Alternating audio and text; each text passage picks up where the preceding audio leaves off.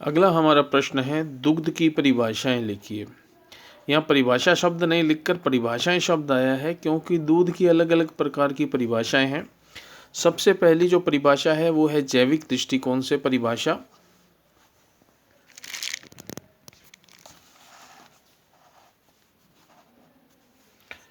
जैविक दृष्टिकोण हमें यह बताता है कि एक जीव से जो दूध पैदा होता है या उत्पन्न होता है वह किस प्रकार उत्पन्न होता है। हम जानते हैं कि दूध है वो स्तनधारी पशुओं से, उनकी दुग्ध ग्रंथियों से प्राप्त एक तरल पदार्थ होता है जो नवजात शिशु के पैदा होने के तुरंत पश्चात उस नवजात शिशु के पोषण के लिए स्त्रावित होता है। तो इसकी परिभाषा हम कह सकते हैं, दूध स्तनधारी पशुओं की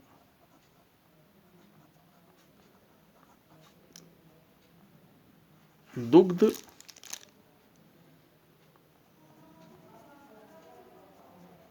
ग्रंथियों से प्राप्त तरल पदार्थ है जो नवजात शिशुओं या शिशु के पैदा होने के तुरंत पश्चात उसके पोषण के लिए स्त्रावित होता है।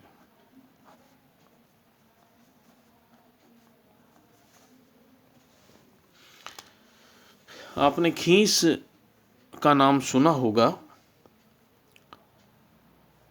साधारण दूध जो हम गाय का दूध, भैंस का दूध लेकर के आते हैं, जो गायें रोजाना देती हैं, लेकिन एक नवजात शिशु के पैदा होने के बाद जो माता है जिसकी स्तन ग्रंथियों से दूध आता है, जो पहला दूध आता है बच्चे के पैदा होने के बाद, वह दूध साधारण दूध नहीं होता है। उस दूध के अंदर बहुत से मिनरल्स, विटामिन्स, एंटीबायोटिक्स पाए जाते हैं जो बच्चों को पोषण के अलावा रोगाणुओं से लड़ने की क्षमता भी पैदा करता है, जिसे हम खीस कहते हैं। यह दूध असाधारण दूध है।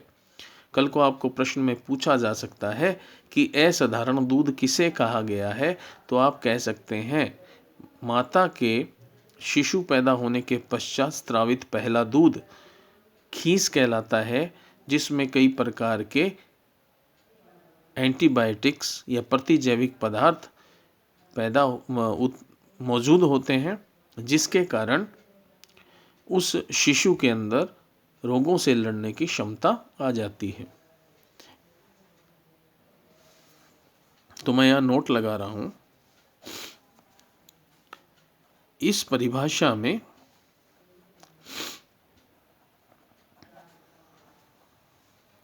साधारण व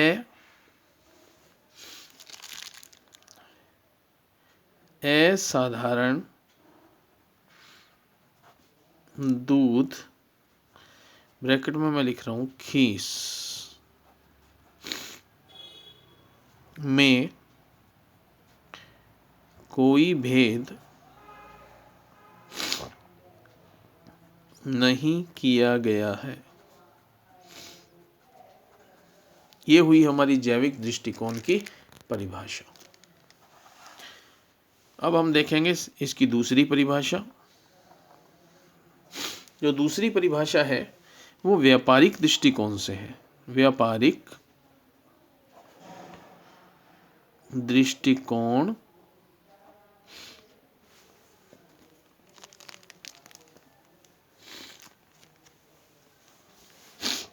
से परिभाषा।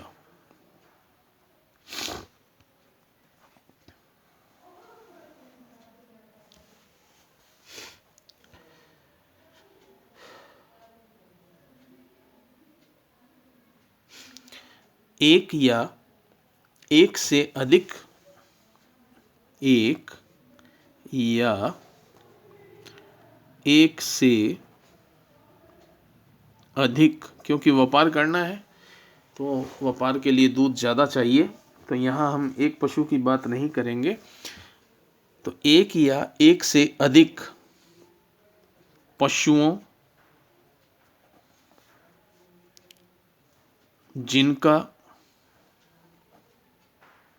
जिनका भली प्रकार से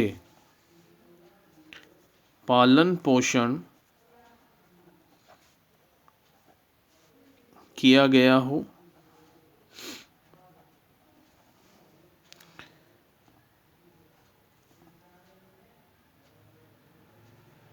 उनसे वत्स जनन, मतलब बछड़ा वगैरह जो बच्चा जन्म लेता है उसके लिए कहा है, वत्स जनन के 15 दिन पूर्व तथा 10 दिन पश्चात जो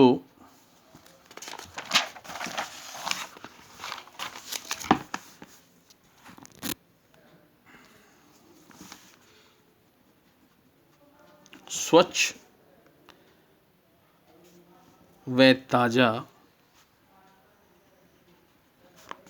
लेक्टोरियल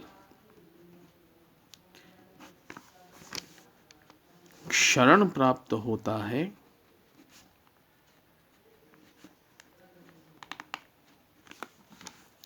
उसे दूध कहते हैं। और इस दूध में वसा की न्यूनतम मात्रा 3.25% तथा वसा रहित ठोस पदार्थों की मात्रा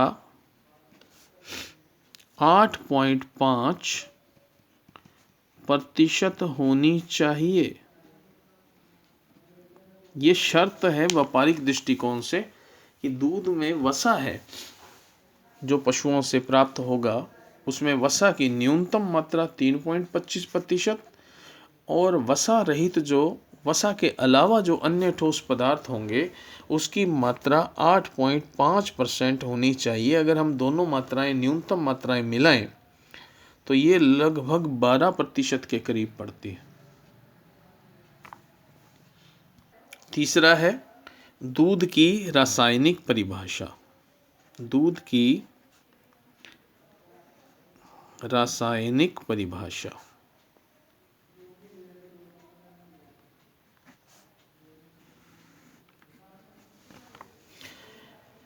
इसके अंदर कि दूध किन की कंपोजिशन क्या है, दूध का रासायनिक संगठन क्या है, दूध किन किन चीज़ों से मिल कर के बना है, उसके बारे में इसकी परिभाषा दी गई है।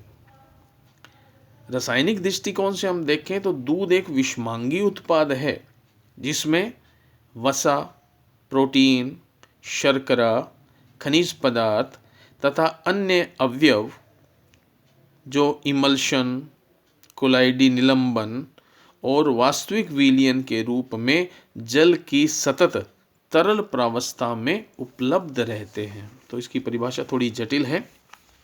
रासायनिक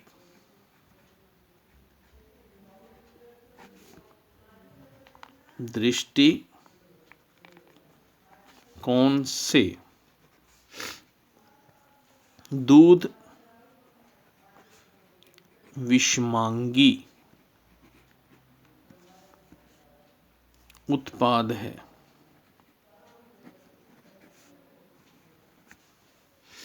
जिसमें वसा, प्रोटीन, शर्करा, लैक्टोज शर्करा होती है दूध के अंदर, शर्करा अर्थात कार्बोहाइड्रेट है, खनिज पदार्थ, अभी अपने पीछे खनिज लवण पढ़ के आए कि दूध एक संपूर्ण आहार है क्योंकि खनिज पदार्थ भी होते हैं, तथा अन्य अवयव क्रमशः इमल्शन, तो जो वसा है वो इमल्शन के रूप में, प्रोटीन है कोलाइडी निलंबन के रूप में,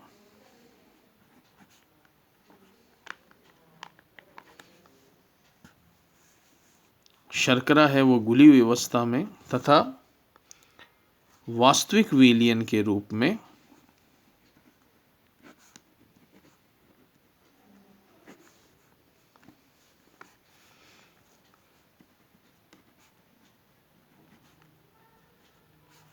जल की सतत तरल अवस्था में उपलब्ध रहते हैं।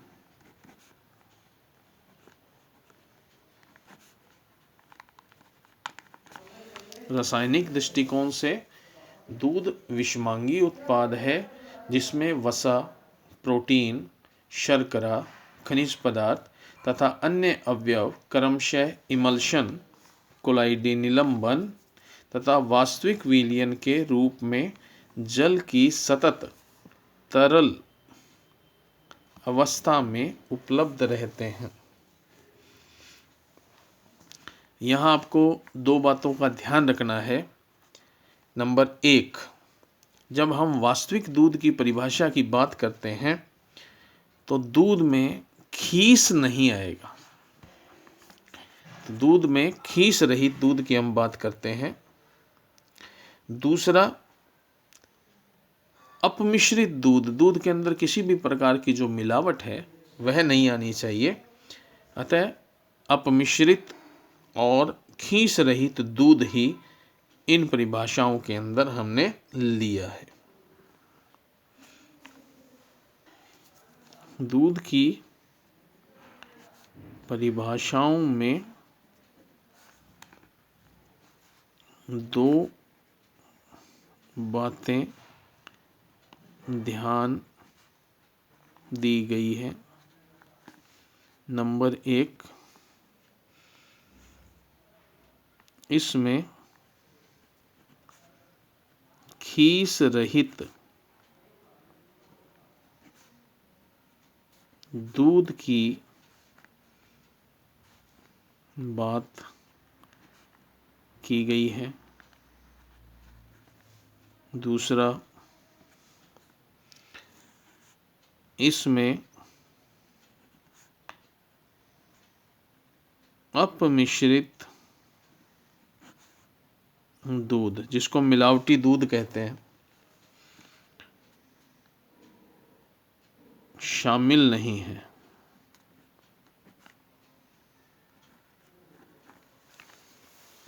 तो हमने जितने भी दूध की परिभाषाएं पढ़ी हैं, पहला हमने पढ़ा जैविक परिभाषा, जिसमें ये कहा गया है कि दूध है वो स्तनधारी पशुओं की स्तन ग्रंथियों से प्राप्त एक तरल पदार्थ है जो बच्चे के जन्म के तुरंत पश्चात उससे स्रावित होता है, जो उस बच्चे के पोषण के लिए है।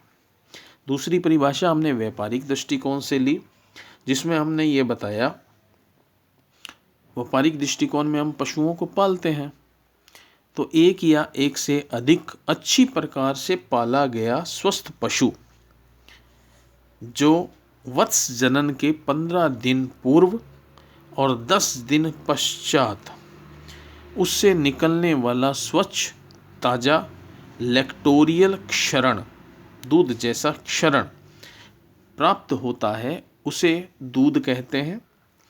और इस दूध में व्यापारिक दृष्टिकोण के आधार पर वसा की न्यूनतम मात्रा 3.25% तथा वसा रहित ठोस पदार्थों की मात्रा 8.5% होनी चाहिए।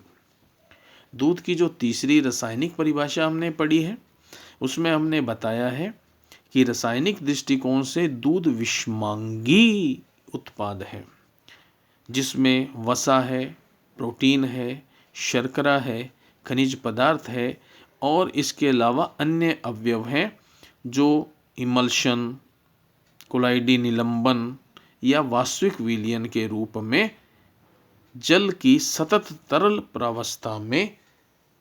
अवस्था में उपलब्ध रहते हैं। और इन तीनों परिभाषाओं में खीस और अपमिश्रित दूध को बाहर रखा गया है।